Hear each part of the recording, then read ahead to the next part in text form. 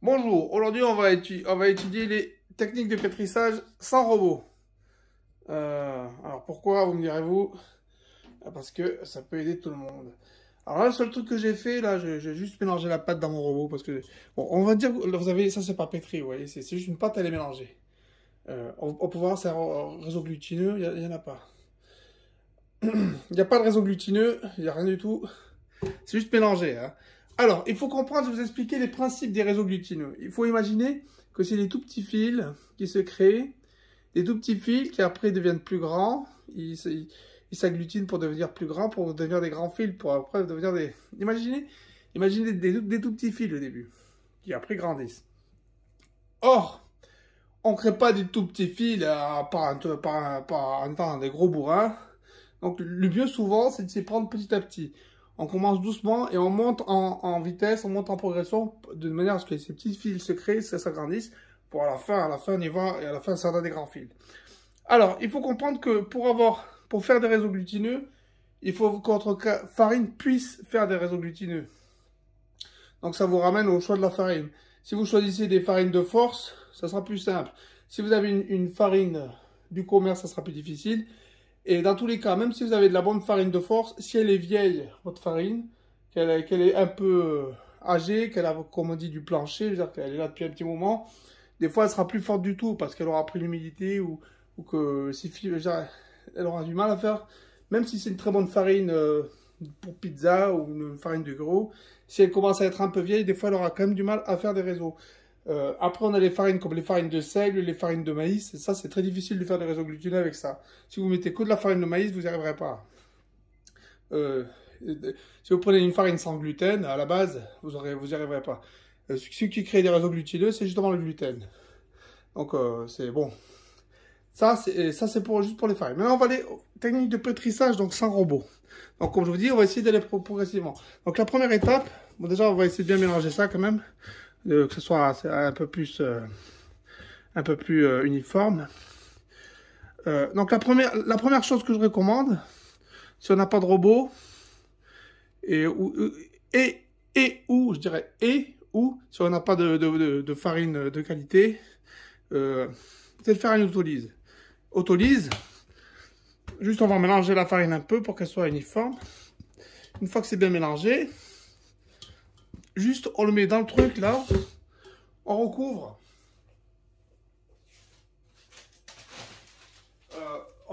Sans levure. D'ailleurs là j'ai mis de la levure dans la pâte, j'aurais pas dû. Mais le mieux c'est de le faire sans levure, l'autolyse, et mettre la levure après. 20 minutes. Voilà. Ça c'est la première méthode. Première méthode, autolyse 20 minutes. Ça permet de créer un réseau glutineux naturellement. Vous mettez 20 minutes, des petits fils vont se créer naturellement, sans rien faire. Et ça c'est bien quand on travaille d'ailleurs des farines comme la T80, des trucs comme ça, l'autolyse ça marche bien. Quand on a des farines plus complexes, autolyse 20 minutes. Bon, on va pas le faire là. Alors, on va passer tout de suite à la suite. Autre méthode que j'ai, on va faire une vidéo assez courte, hein, je vais faire passer 20 minutes. L'autre méthode c'est, on envoie comme ça. Ça c'est un bon truc pour terminer d'ailleurs. Après, ça c'est une méthode, on pourrait dire. Moi je fais ça souvent, même quand j'ai mon robot, je le fais à la fin, je termine là-dessus. On peut le faire aussi au début, on peut le faire à tout moment. On fait ça autant de fois qu'on veut. Quand ça commence à coller, ben, on peut fariner un peu. Ça donne de la force. Ça nécessite aucune force, n'importe qui peut le faire. N'importe qui peut faire ça. Un enfant, une femme. Les femmes sont fortes, je dis pas qu'elles sont pas fortes. Mais ça nécessite aucune force particulière, franchement, je vous dis. Même si on fait ça 100 fois, sauf si la pâte est très lourde. Si la pâte est très lourde, ça peut... Mais là ce pâte n'est pas très lourd. Ça, c'est une autre méthode qui marche bien. Après, une autre méthode qui peut marcher bien, c'est donner des coups comme ça. On donne des coups de pomme, comme ça. On donne des coups de pomme. On fait revenir. Et après, un truc qu'on peut faire, c'est donner des rabats. On donne le coup de pomme, on prend le truc et on le rabat comme ça. Et on peut faire ça plein de fois. On donne un coup de pomme et on le rabat. Ça, c'est une technique qu'il vaut mieux faire. Voilà. Après l'autolyse, on peut faire on peut terminer par les grands coups là. C'est bien pour terminer. Après l'autolyse, on peut faire ça. D'abord, on fait l'autolyse. Puis on peut faire le truc de la pomme comme ça. On rabat la pomme. Et Ça aussi, ça ne nécessite pas beaucoup de force. Tant que vous n'avez pas des pâtons de 20 kg. À l'époque, les boulangers faisaient ça à la main. Ils avaient besoin de beaucoup de force. Mais ils avaient des pâtons de 20 kg. Donc faire ça avec un pâton de 20 kg, par contre, ça doit réclamer beaucoup de force. Ou même de 10 kg.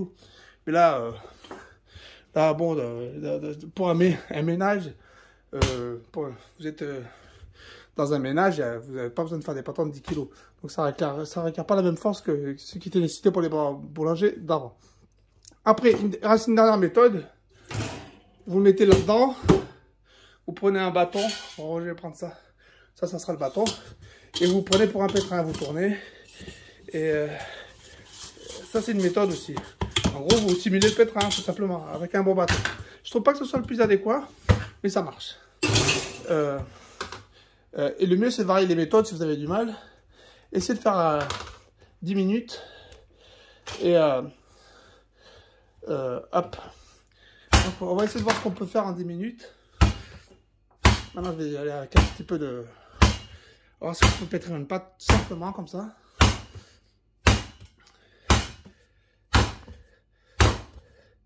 C'est une pâte un peu sèche que j'ai faite. Elle n'a pas un fort taux d'humidité. Si vous faites une pâte à fort taux d'humidité, là, ça peut coller, vous voyez. Ça peut coller. Bon, ça colle. Il faut éviter que ça colle trop.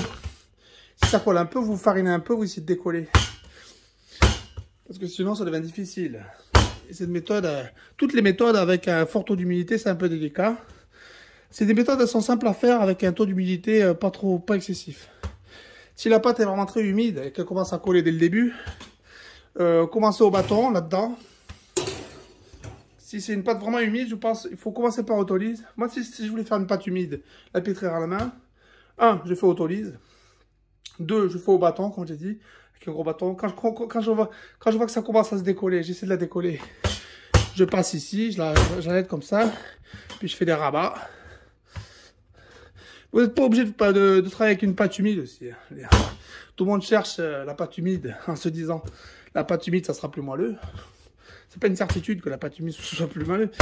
Que ce soit moelleux, ça dépend avant tout, surtout. Bon, c'est vrai qu'une pâte humide, c'est un peu plus moelleux. Il n'y a pas de souci là-dessus. Mais c'est plus moelleux si elle est bien pétrie. Et si vous avez du mal à la pétrir parce qu'elle est trop humide, vous ne serez pas avancé. Alors qu'une farine de force bien pétrie, elle peut être moins humide, mais comment dire, elle aura de la force, donc elle fera des grosses bulles. Donc ça sera très bien aussi. Hop. Là, on peut voir déjà le réseau il est déjà mieux là, que tout à l'heure il se déchirait. Là, on peut voir, là, ça se déchire pas trop. On commence à voir que c'est un truc qui se fait. Hop. Ça, c'est donc la première méthode. Maintenant, on va essayer la même chose. Cette pâte, je la garde. Et ça, c'était première version, pâte pas trop humide. On va essayer avec une pâte plus humide. Je vais faire exprès une pâte plus humide pour voir si c'est... Parce que c'est facile de lire, on peut y arriver. On va y arriver. On va faire maintenant les mêmes méthodes avec une pâte humide. Donc là, j'ai lancé une nouvelle pâte. Celle-là, elle a environ quasiment 70% d'eau par rapport à la farine. En gros, si on prend le volume si on prend la masse de l'eau et la masse de la farine, la masse de l'eau, ça fait environ 70% de celle de la farine. C'est comme ça qu'on calcule en boulangerie. On calcule les pourcentages d'hydratation, mais on fait pas eau sur eau plus farine, on fait eau sur farine pour calculer 70%. Là, ça fait environ 70%, ce qui fait que c'est une pâte assez humide. Donc d'abord, je commence avec la méthode, comme je dis, au bâton, mais là, c'est une sorte de fourchette, parce qu'il n'y a pas beaucoup de pâte. Pas beaucoup, parce qu'après, il faut que je la mange quand même. J'ai déjà fait une tout à l'heure. J'aurai les deux pâtes, je ne vais pas les jeter. Donc, on va commencer par ce que j'ai dit, une autolyse. Hop. Alors, toujours, les mains, vous essayez de les garder en dehors de la farine, en dehors de la pâte. Dans le sens, il doit y avoir toujours quelque chose entre votre main et la pâte, c'est ce qu'on appelle la farine. Votre main ne doit pas coller. Si vous farinez un peu, ça restera humide votre pâte. On commence par l'autolyse. Autolyse 20 minutes. Ce si je le fais vraiment, autolyse 20 minutes. Parce que là, j'en aurai besoin. Autolyse 20 minutes. Ouais, j'ai oublié un truc là. J'ai pris un morceau de pâte là. Que j'ai sorti de l'autolyse. Dans lequel je vais mélanger là-dedans la levure pendant ce temps. Comme ça, d'un côté, j'ai une autolyse sans levure 20 minutes. De l'autre côté, je vais faire une sorte de petit levain que je mettrai après dans la pâte. Je vais faire ça tout de suite. Donc,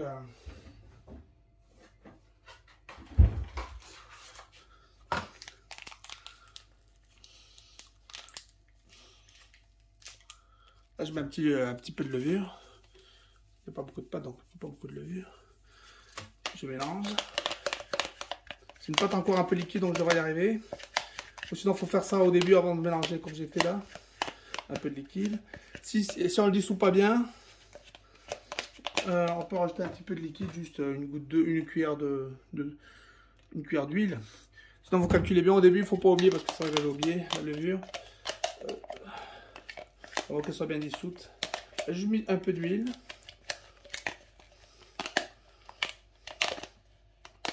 Voilà, ce morceau de pâte, je le mettrai là-bas. On les met les deux ensemble, là-dessous. 20 minutes. Bon, on continue. Alors là, j'ai fait l'autolyse 20 minutes. Bon, maintenant, là, j'ai mon truc, là, mon levain. Hop, on va tout mélanger, là, on mélange tout. Donc, on va pétrir avec ce truc-là. Donc, ça, c'est le pétrissage, comme je dis, au bâton. On va dire, ma fourchette, c'est un bâton. Si vous avez un long bâton, c'est peut-être mieux. Bon, faut voir ce que vous avez comme ustensile. D'abord, on mélange comme ça. Elle se décolle déjà. Hein. Elle se décolle déjà, vous voyez. Elle est déjà décollée, la pâte. Hein. Elle n'est pas collante. Pourtant, j'ai mis 70% d'eau, ce qui est pas mal. 70% d'eau. C'est un bon niveau d'hydratation. On va essayer de venir ici. Moi, je vous conseille un truc. C'est ça. Quand vous faites de la pâte à pizza, tout ça, de la pâte, ça c'est bien. Là, vous voyez, il y a un peu il ne faut pas que ça soit collé là. On va enlever tous les éléments de pâte qui sont là. On racle les éléments parce que tout à l'heure j'avais pétri un peu, il y en a un peu qui était resté. Il faut qu'il n'y ait rien qui puisse coller. S'il commence à y avoir un peu de pâte, sur le plan de travail, ça va coller. La seule chose qu'il doit y avoir sur le plan de travail, c'est comme sur vos mains, c'est un peu de farine. Pour éviter que ça colle. Il ne doit surtout pas y avoir de pâte. Sur vos mains, il ne doit pas y avoir de pâte. Sur le plan de travail non plus. De la farine. S'il commence à y en avoir, il faut agir tout de suite. Sinon, vous allez être dans le pétrin. Hop. Alors, on va mettre un peu de farine sur les doigts. Hop. Hop. Comme ça, là. Oui. Hop. Même méthode. Elle est un peu liquide. Elle ne colle pas trop. Hein. On peut faire aussi la méthode de rabat. Hop, on va rabattre. Ah, il y a un peu de, il y a un peu de couleur un peu. Là, c'est un peu séché. Non, c'est la levure. C'est juste que j'avais mis un peu de levure. Alors, on va faire des méthodes. Alors, quand on fait des rabats, comme ça, on appelle ça faire des rabats. En plus, ça donne de la force à la pâte, parce que ça a la force à s'étirer d'un côté, à se rabattre, à faire des plis. Ça a la force à prendre de la force. Donc, c'est bien pour donner de la force à la pâte des rabats. Après, il y a cette méthode là avec la pomme. Là. Hop. Après, hop, on peut juste faire ça. Quand lui m'a dit, souvent on voit ça fait des circonvolutions, vous voyez. Là, ça fait des tas de circonvolutions, comme les peaux comme la peau des doigts qu'on sort de la baignoire. C'est parce qu'en fait, comment dire, l'humidité essaie de se transférer du dessus de la pâte au milieu. Et s'il y a beaucoup de circonvolutions, c'est que la pâte au-dessus est un peu sèche. Et donc, au fur et à mesure, l'humidité va aller du centre de la pâte vers l'extérieur. Et la farine, la pâte qui est plus sèche de l'extérieur, va aller un peu vers l'intérieur. Ça va s'uniformiser. Et il y aura de moins en moins de circonvolutions. C'est la meilleure méthode. Franchement, tant que ça colle pas, faut pas hésiter. C'est une méthode qui marche bien. On va essayer de rendre la pâte lisse. Quand on dit qu'elle est lisse, c'est qu'elle est bien lisse, qu'elle n'a pas de grumeaux, que quand on la regarde, on dirait une sorte de truc bien lisse, une sorte de slime. Ah, elle n'est pas lisse du tout. Ah, elle commence à s'uniformiser un peu.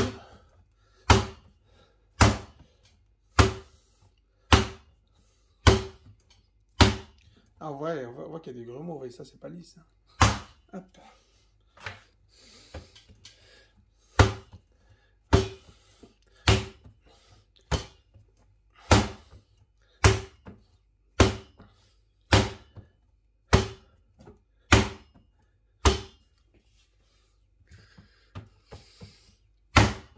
Ah, ça commence à coller un peu là. Ensuite, hop, fariné. farine un peu, si on veut garder une pâte bien lisse. Comme ça, coller sur les doigts, on enlève. Tranchant, là, on enlève. Hop.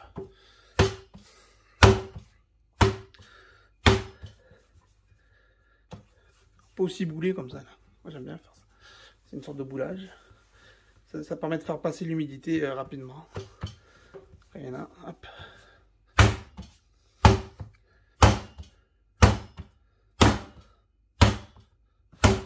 Je vais essayer de mettre ça plus devant la caméra.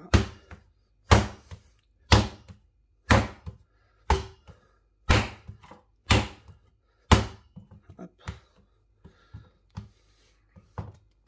Elle n'est pas lisse, mais par contre, elle n'est pas très lisse, dans le sens où il y a des grumeaux. Aussi, ça vient du fait que les grumeaux, disons, j'ai préparé dans un truc où j'avais déjà préparé celle d'avant, je n'ai pas nettoyé le truc entre temps. Donc elle a peut-être récupéré les résidus de pâte de tout à l'heure. Qui va s'expliquer un peu de grumeaux. Un peu de farine. Farine. Après, c'est un coup à prendre, on n'a pas la technique tout de suite dès le départ. Faut pas trop fariner non plus. Juste ce qu'il faut. On peut aussi pétrir en l'air. Faire les rabats en l'air. C'est aussi tout à fait possible. Faire le pétrissage en l'air. Tant que la pâte n'est pas très lourde. Comme je fais là. Hop. Je donne des claques. Il faut éviter de la faire tomber. On peut faire des trucs comme ça.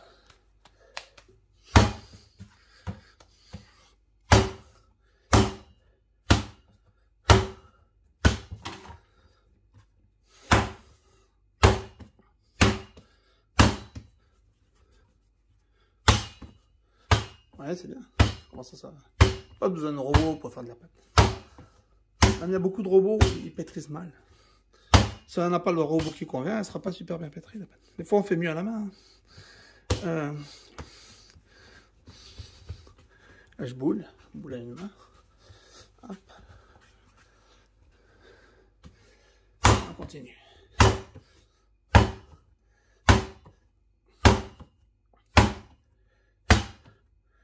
Pour l'instant, on n'en a qu'à 7 minutes de pétrissage. On va essayer de faire 10 minutes. 10 minutes, c'est mon objectif. Tant que la pâte n'est pas très grosse. Après, là c'est vrai que là, je vous dis que c'est pas assez facile, c'est pas lourd. Là, la pâte, elle est légère. Mais si on fait 1 kg de pâte, ça peut être lourd. Dans ce cas-là, ça peut être lourd, j'admets. Là, c'est vrai que bon, c'est pas lourd avec la pâte que j'ai. Après, on n'est pas obligé de faire 12 pizzas. C'est vous qui voyez. Si on aime faire 12 pizzas d'un coup, c'est pas le même pétrissage, c'est un peu plus compliqué. Mais les techniques sont à peu près les mêmes. Il faut plus de force, il faut demander à la personne forte du foyer de le faire. Il faut lui apprendre. Si vous voulez acheter un pétrin, il faut préférer les pétrins en spirale. Je vais vous montrer ça. On parle d'un pétrin en spirale, c'est quand il y a une spirale comme ça. C'est mieux que les pétrins accrochés. Les pétrins accrochés, il faut oublier. Ceux qui ont des crochets bizarres. Ça, c'est une spirale. Ça a une vraie forme de spirale. Et moi, ce que j'ai, c'est un Cooking Chef. Kenwood Cooking Chef. Ça marche super bien. C'est un moteur, il est garanti 15 ans, je crois, ou 10 ans, je sais plus. Il marche super bien, le Cooking Chef. Mais il y en a d'autres qui marchent bien.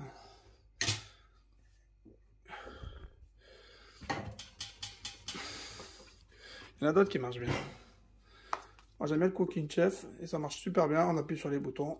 À la fin c'est pétri mieux que ça. Là je rabats comme ça, je fais revenir vers le milieu. Ça aussi ça donne de la force. En fait c'est une sorte de... Comme ça on peut bouler aussi. C'est une façon de bouler. Les Italiens ils aiment bien bouler à la main comme ça. Quand ils boulent à la fin. Mais ça c'est à la fin qu'on boule. Hein. Mais moi là je le fais juste pour montrer qu'on peut pétrir de cette manière. Donner des rabats. Hop.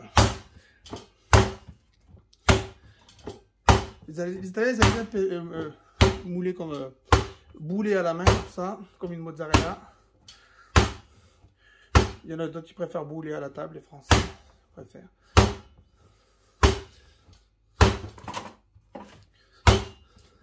Enfin je dis ça je crois, hein. Je n'ai pas la certitude non plus. Je n'ai pas beaucoup voyagé dans ma vie. En fonction des vidéos que je vois sur internet, je les vois faire plutôt comme ça. Et en Sicile, les boules comme une mozzarella, je crois. qui est une bonne façon de faire. Commence à être bien. On a 9 minutes. Alors moi je suis convaincu de l'élasticité, de la force, tout ça. De la force par contre, elle n'est pas complètement lisse. Moi j'aime les pâtes bien lisses. Elle n'est pas super lisse. Mais c'est pas toujours simple d'avoir une pâte super lisse. Mais après la fermentation, elle sera un peu plus lisse. Une fois qu'elle aura fermenté. Hop. Si on a le courage, on va jusqu'à 15 minutes.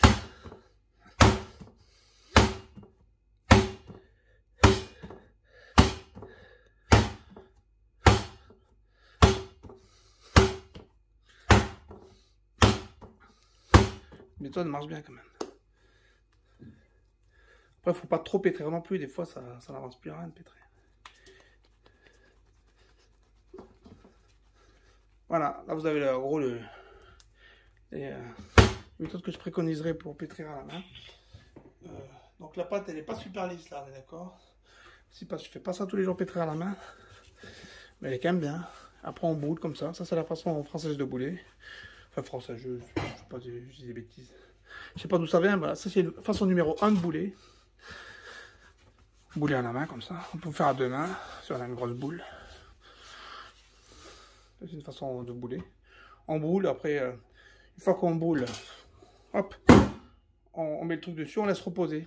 Pointage. Faut vraiment... C'est la façon la plus simple de faire. Sinon, un truc comme ça, là. On fait l'inverse, on le met dedans et on met le plastique dessus. L'autre méthode de boulage, donc c'est... on va le faire dans l'autre sens. Hop, imaginons, je boule comme ça. Hop, merde, j'ai de la merde sur les mains. Non, c'est bon. Hop, c'est juste de la farine. On boule vers l'intérieur comme ça.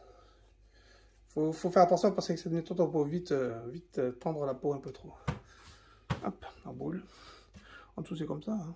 Ça a disparu, vous avez vu. Hop. Pour bouler un peu plus. Hop. Hop. Comme ça. Et elle n'est pas très lisse. Ma pâte, c'est pas super lisse. Bon, c'est comme ça. Mais elle est quand même bien. On va faire une bonne pizza. Voilà. Donc, ça, on fait patienter. Après, on fait... Aujourd'hui, c'est le pétrissage. Donc, la suite, ça sera dans d'autres vidéos. Ça, c'était que la vidéo pétrissage. Voilà. Hop.